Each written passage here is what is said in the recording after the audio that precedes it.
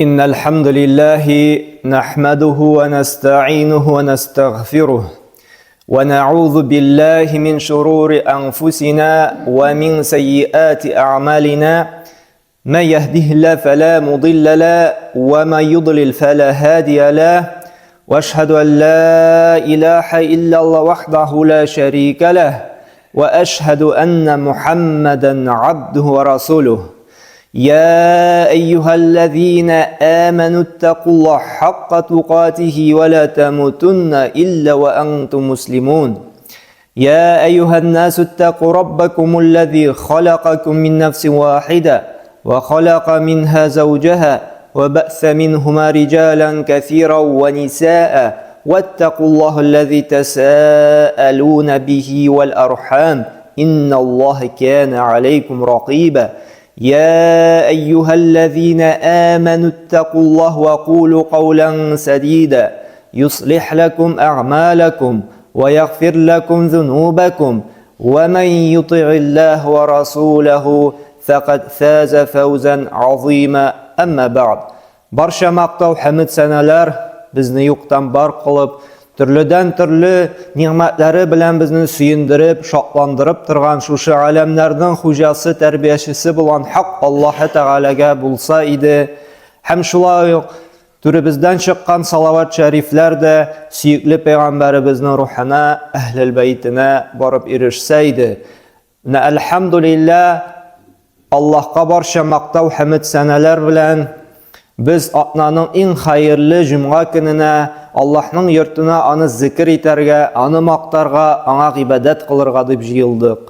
Alloh taolo barchamizdan da shu izgi niyatlarimizni qabullardan qilib, ajr savoblarini qiyomat kunida ko'rarga har barchamizga da nasib eylesin. Hamda juma kuni shu savob jiyu bilan bir ratdan ali va'azlanu, ilm alu hammana shul fursatdan qo'llanib, bugungi kunda bitta muhim bo'lgan bir temani suylab ketasi kela. Mana tez vaqt o'tuga siltab, ish ko'pligini siltab, kishi bugungi kunda fikrlaw salatin yo'g'alta bora. Mana o'ylab qaralisin deb, masalan, ne uchun bu dunyoga kelding, qo'ya borasan?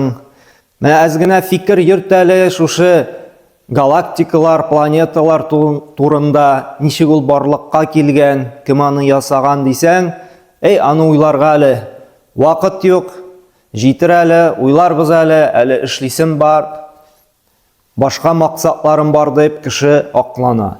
Әмма җәмәгать фикер йөртү, уйлану ул мусульманның төп нигезе булып тора. Ни өчен? Чөнки Коръәндә бик күп аятларда Аллаһ Тәгалә безгә һәр вакытта да фикерләргә куша. Бик күп аятлар килә, аның бөтенесен без укып та бетер алмыйбыз монда, кайберләрен генә укырбыз.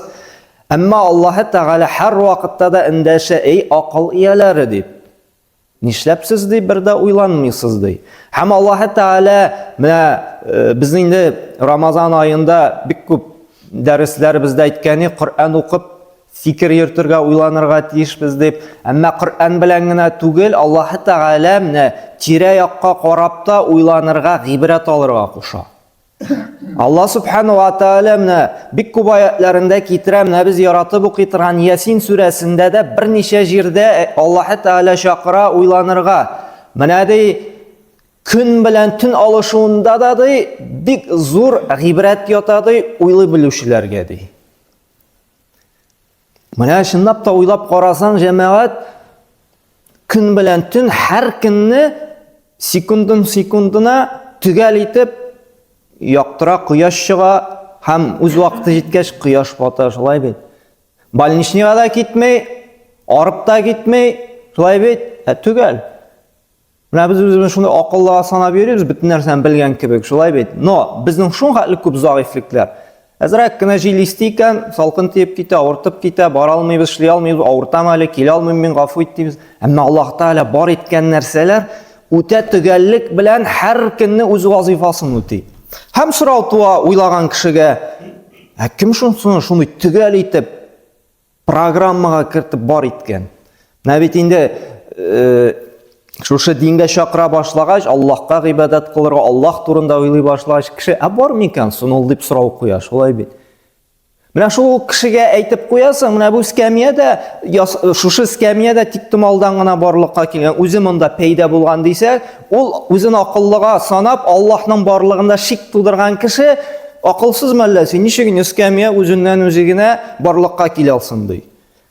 Какой-то гади генә скамьяны ул таный алмый, что ул просто так гади генә менә килгәндә төшкән барлыкка килә, шундый үтә төгәллек һәр көнне көн белән төнен алыша торган, кояш бата торган үз төгәл вакытында галәм тиктималдан гына бер ниндидер шартлау белән барлыкка килә ала дип сөйли. Бу бит инде җәмәгать уйлап карасан, үзебезнең логикага каршы килә. Һәм җәмәгать менә һәрбер, даже Аллаһ юклыгын дәлилләргә күбрәк ни кирәк, ничек дип әйтим, довод, чем Аллаһ барлыгын дәлилләре бар. Чөнки һәрбер нәрсә Аллаһның барлыгын күрсәтә.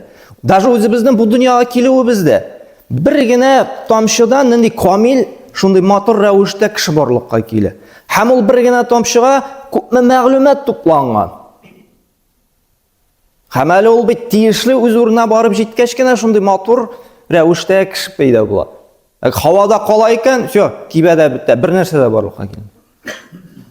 Һәм любой нәрсәдә, даже менә бал кыртлары, алыйк, шулай бу да күрсәтә Аллаһның барлыгын. Кем шундый программа заложил бал кыртына? Кем аңа өйрәткән бал җыярга, нектар җыярга, аны кайтып кәрәзгә тутырырга? Ул бит безнең шикелле үзебезне акыллыга саныйбыз, без техникум, институт бетергән дип шулай бит, бал кырты бит андый укыйлыкларны да бетермәгән. Әмма ул белә һәрбер эшен, һәрбер бал кырты үз вазифасын белә. Кем аңа салган? Дәлилләп күрсәт, ничек ул шураклыгына шартлаудан шундый төгәл бөтен үз вазифасын белгән бал кыртын барлыкка китергән. Бу бит акылга сыймый. Бу бит инде күрсәтә, моның шундый бик тирән гыйлемле, даже аңлап бетермәслек Аллаһ Тәгалә бар итүен. Һәм нәрсәгә генә карамасан, һәрбер нәрсә күрсәтә Аллаһ Тәгаләнең барлыгын. Шуңа күрә дә Аллаһ та бик күп аятларында әйтә: "Кәзалика юбаййинуллаһу лакум аяти лааллакум татафаккарун." Менә бу әле сөйләп киткән аятлар, мугъҗизалар, Коръәндә килгән аятлар, менә шушы мугъҗизалар. Көн белән төн алышыну, һәр көнне кояш чыгу, кояш бату, шушы бал кыртлары булсынмы, кошлар булсынмы, нәрсә генә булмасын, бөтенесе шушы мугъҗизаларды Аллаһ Тәгалә сезгә ачык итеп күрсәтә ди. Нәрсә өчен ди? Бәлки сез фикер йөртеп карарсыз дип, бәлки сез уйланырсыз дип. Күрсәтелгән бу нәрсәләрдә фикер ияләренә галәмәтләр бар ди. Шуңа күрә җәмәгать, Аллаһ Субханаһу ва Тәгалә менә даже үзебездә дә әйткәнемчә, менә без ничек барлыкка киләбез, ничек йөрибез. Аллаһ Тәгалә шунда да әйтә, нишләп сез үзегезгә карап та фикер йөртә белмисез ди Аллаһ Субханаһу ва Тәгалә. Шуңа күрә җәмәгать, Аллаһ Тәгалә безне менә бик күп аятларында фикерләргә, аң белемгә чакыра. Һәм әле менә Имран сүрәсендә дә әйтә, менә без әйткән сөйләгән сүзләрне тагын да дәлилләп, куәтләп китәсе килә. Имран сүрәсенең 190-нчы аятында: "Инна фи халқис самавати вал ард ва ихтилафил лейли ван нахар лиаяти лиулил албаб." Нәрсә ди? Дөрестлектә ди, күкләрнең һәм җирнең яратылуында ди. Аларның күркәм төзелешендә, төн белән көннең алышынып торуында ди. Ел дәвамында ди, озынлыклары, ягъни ел фасыллары үзгәрүендә ди. Акылга ия булучыларга, ассызыклый, акылга ия булучыларга ди, Аллаһ Тәгаләнең кудрәтен, хикмәтен һәм рәхмәтен исбатлый торган ачык дәлилләр бар ди Аллаһ Субханаһу ва Тәгалә. Кемнәргә искәртә? Акыл ияләренә ди. Кем инде фикерли белә. Шуңа күрә җәмәгать, менә без һәр вакытта да уйланырга, фикер йөртергә тиешлебез. Без үзебезгә югары дәрәҗәдә сораулар бирергә тиешлебез. Ни өчен бу дөньяга килдем мин? Нәрсә яшәүемнең максаты нәрсәдә? Һәм кая барачакмын? Без шундый зур сораулар куеп, шуңа җавап эзләп, һәм шуңа җавап табып, шушы җавабыбыз шакырган нәрсәләрне эшләргә бурычлыбыз. Һәм кеше ди, әгәр дә шушыны уйланса ди, алар ди нишлиләр ди? Алар ди Аллаһ Тәгаләне зикр итә башлыйлар ди. Алар ди Аллаһ Тәгаләне басып та, утырып та, кырын ятып та искә алалар ди. Һәм әйтәләр ди: "И Раббым, күкләр һәм җирнең яратылуы турында ди фикер йөртеп ди, и Раббыбыз, син буларны юкка гына яралтмадың." Аллаһ Тәгалә шушы галактиканы, галәмнәрне уйлаган, фикер йөрткән кеше әйтә: "Раббыбыз, син моны тик томалдан гына, уен өчен генә яратмадың, бар итмәдең." Һәм җәмәгать чынлап та менә шушы нәрсә генә бар итмә, нәрсә генә ясама. Завод бит машина ясап чыгара икән, ул кагыйдәләр куя, шулай бит. 92 ме, 95 ме бензин салырга, шулай бит. Анда 7000 километрга йөргәч майын алыштырга, шушы кнопкага бассаң тәрәзәсе төшә, бу кнопкага бассаң люк ачыла. Ягъни һәрбер функцияны китабында аңлата. Һәм шулай Аллаһ Тәгалә шушы галәмнәрне бар иткәч, адәм баласына буйсындыргач, ул кагыйдәләр куйган, яшәү кануны куйган безгә. Һәм менә шушы Коръәнне менә Рамазан аенда бик күп сөйләштек инде. Менә шушы Коръәнне уйлап, фикерләп укысак, һәм шуның белән яшәсәк, без бу дөньяда сәламәт, имин һәм рәхәт тормышта яшәячәкбез. Әгәр дә инде шушы Коръәннән ерагаябыз икән, аны фикерләмибез, аны уйламыйбыз икән, без үзебезне утынга алып барабыз. Бу дөньяда да үзебезне бәхетсез итәбез, һәм ахирәттә дә. Менә Коръәнне әлхәмдүлилләһ гел искә төшереп торырга кирәк.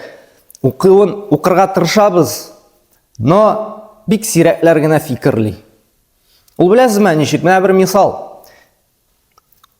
Дару алабыз аптекадан. Дару кайчан файда китерә? Шушы коробкасына карап турыпмы? Шушы инструкциясын укып чыктында кырыга куйдыммы? Юк. Дару да файда китерә.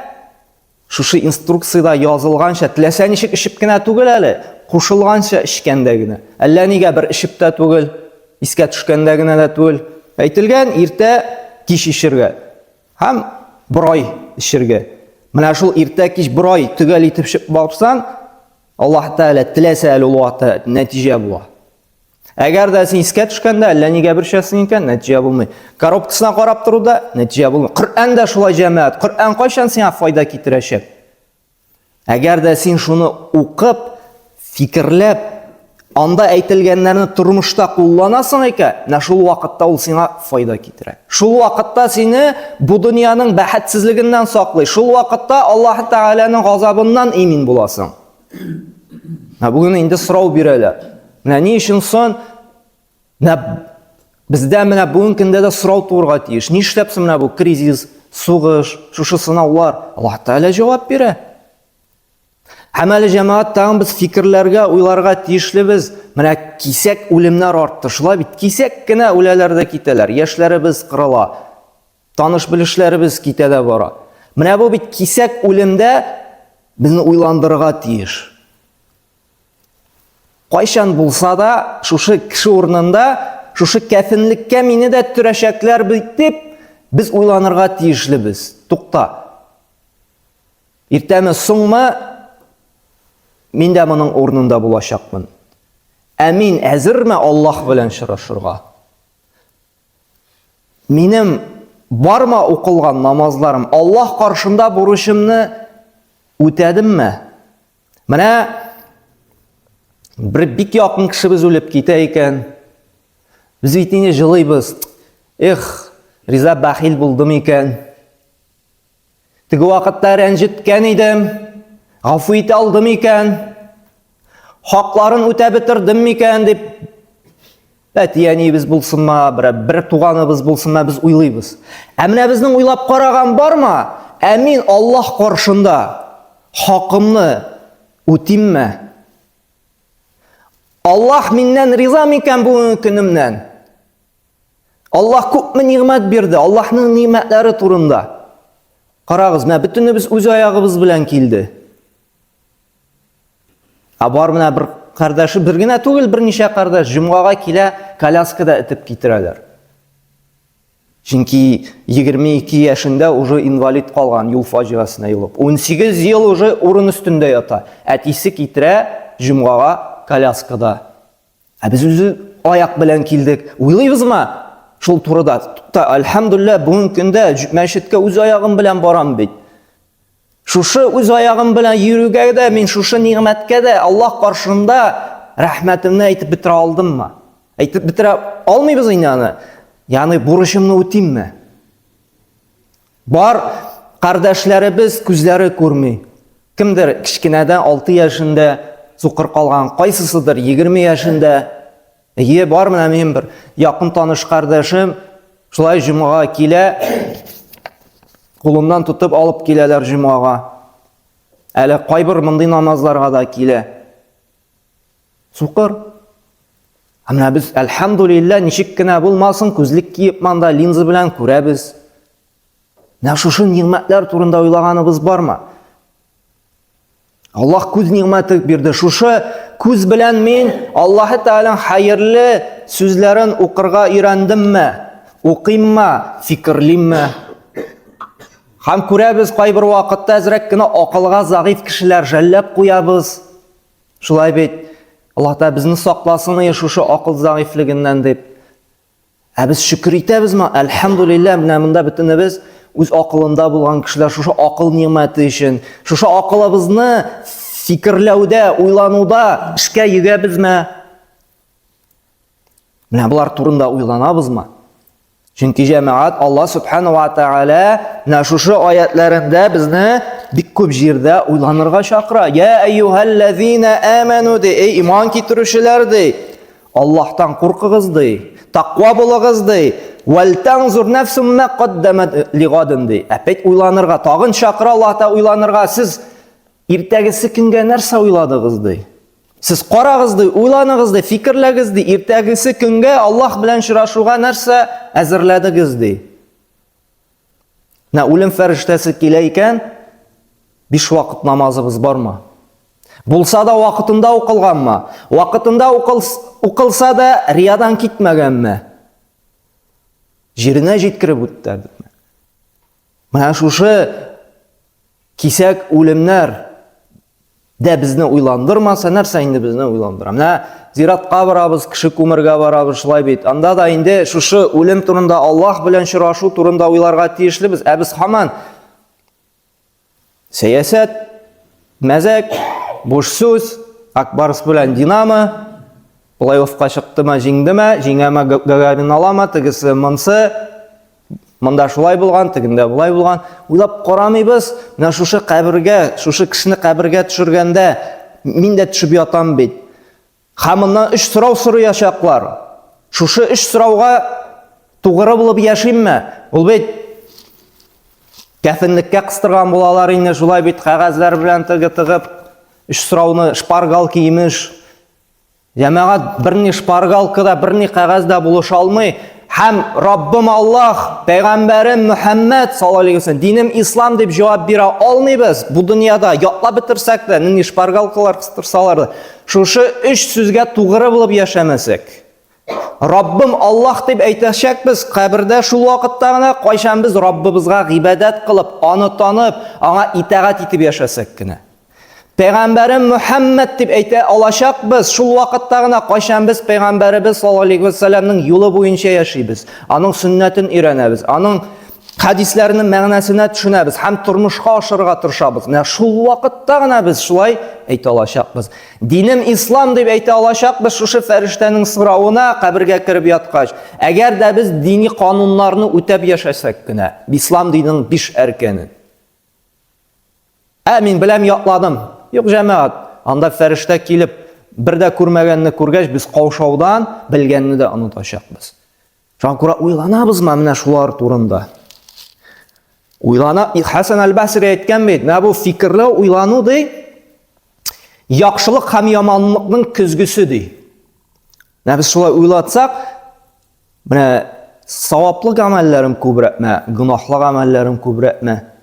Biz фикерләү көзге. Менә без һәр көнгә хисап кылсак, уйлансак, менә бүген көнем үтте. Ничә намазга мәчеткә бардым? Ничә намазны үз вакытында укыдым? Ничә тапкыр Аллаһны искә төшереп, аны зикр иттем. Ничә тапкыр Аллаһ Тәгаләдән үземнең кимчелекләрдән гафу сорадым. Аллаһ Тәгалә биргән ризыкка, бер телем ризыкка, әлхәмдүлилләh, шөкер Раббым дип, Раббыма рәхмәтемне белдерттемме? Уйланабызмы шулар турында? Шуңа күрә җәмәгать, Аллаһ Субханаһу ва Тәгалә Адәм балаларына акылны, менә шушы уйлансыннар, фикер йөртсеннәр өчен биргән. Һәм җәмәгать фикерләмәгән кеше менә шушы бер агым буенча гына бара. Һәм ул хакны ялганнан айыра алмый. Әгәр ул фикер йөртмәсә, нәрсә сөйлиләр, шуңа ышана. Бүгенге көндә бит инде менә телевизордан күрсәттеләр. Менә анда газетта язылган. Фикер йөрткән кеше әле сорау тудыра. Дөресен сөйлиләр микән алар? Дөресен язалар микән? Чөнки белә, Аллаһ та Коръәндә әйтте, әгәр дә берәр фасик, то есть нечестивец, гынахка баткан кеше берәр хәбәр килсә ди, сез әле алып ышанмагыз ди.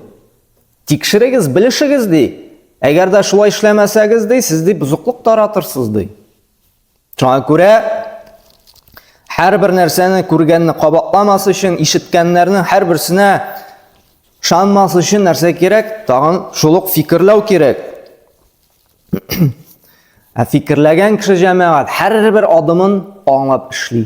Әйтәсе сүзендә аңлап әйтә. Нидер хәбәр ишетсә дә, әле аны кешегә таратырга ашыкмый, чөнки ул уйлый башта, ялган түгел микән, хак микән бу ди.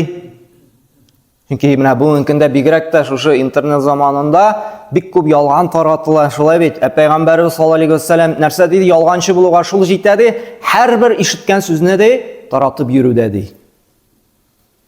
Шуңа күрә җәмәгать, ул даже дини календарда да теге бөтен нәрсә дөрес дип кабул итәргә кирәкми. Әле бер календардан укып торам, дини календарда язылган. Кемдә бер кагаз битенә бисмиллаһир-рахманир-рахим тутырып яздып чыга ди, шуны яндырып көлен ди бакчага сибә икән ди, моның бакчасында бәрәңгесе уңдырышлы була дип язган. Кемдер шуны ышанып утыра, кемдер эшли әле шуны шулай бит. Фикер йөрткән кеше юк. Кая моның асылы ди? Кая Аллаһ Тәгалә әйткән моны ди? Кая пәйгамбәрбез эшләгән ди? Фикер йөртүче шуның белән аерыла. Шуңа күрә Аллаһ Субханаһу ва Тәгалә җәмәгать барчабызга да зиһен бирсен, зирәк акыл бирсен, уйлап фикерләп яшәргә, менә шушы төп сорауларга җавап эзләргә, ни өчен бу дөньяга килдем? Кая барам? Барган җиремдә миңа шат булырлармы шулай бит? Мин шушы мине каршы алучы фәрештәгә җавап бирә алырмынмы? Менә шулар турында уйланыйк җәмәгать. Менә шушы кисәк үлемнәр дә безне фикергә этәрсә иде. Һәм сорау һәр вакытта да булырга тиеш. Менә Аллаһ күпме ниғмәтләргә мине күмде, шушы ниғмәтләрем өчен рәхмәт әйтеп бетерә алырмын микән? Рәхмәт әйтеп бетерә алмыйбыз, һич шиксез. Әмма әз булса да тырышырга кирәк, Раббыбызга шөкерле булырга. Һәм зарлануларны киметеп, киресенчә шөкребезне арттырса, Аллаһ та тормышны ямьләндерә. Чөнки менә монда бөтенебез байлар. Чөнки күрәбез, йөрибез, үз кулыбыз белән ашыйбыз. Бер хикмәт иясенә бит инде бер мискин килгәндә зарлана башлаган, нишләп булар бай, мин хәерче, нишләп тегеләрдә теге бар, миндә юк. Ник син алайса ди, давай ди пересадка белән байларга, сукыр байларга ди күзеңне сат, ничә мең динарга ди.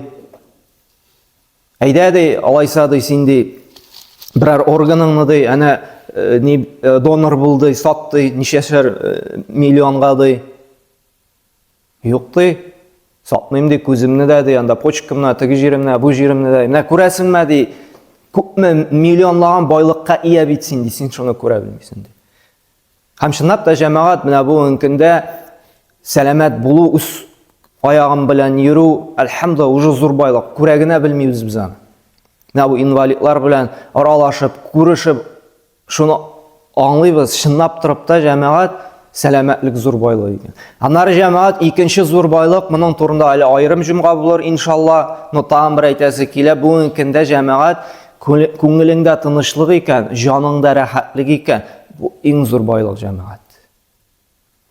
Чынлап, Аллахи биллахи таллахи. Зур-зур абзыйлар келе, машинасы ғана 20 миллионлық. Қазанда квартира, тігінде катыш, мұнда катыш. Хәзірет яшisi келмеді. Үшкіріп қарамайсын ма, бір уаға сөйләлді. Балаларым ойнап жүрейді, аяқ арасында де. Көңіл өсмейді. Асылнасы келеді. Бизнеста барды. Мә көңілді тыңғысызлықты, һәм аңлат алмаймды, қаян шыққамна жулды. Вроде все нормальныды, ғайлада барды, оқшада барды.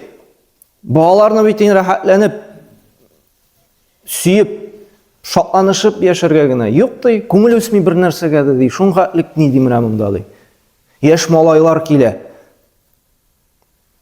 30 яшылы. Ит үзіп шықтым деді, қыз өстірәбіз деді, ішім бар деді. Яшауының мәғанасын таба алмайым деді. Яшсе келмейді, көңіл өсмей бір нәрседен дейді. Тағын нешлемен, ит үзедім де, бала бар дей, тағын нешлерге енді дей.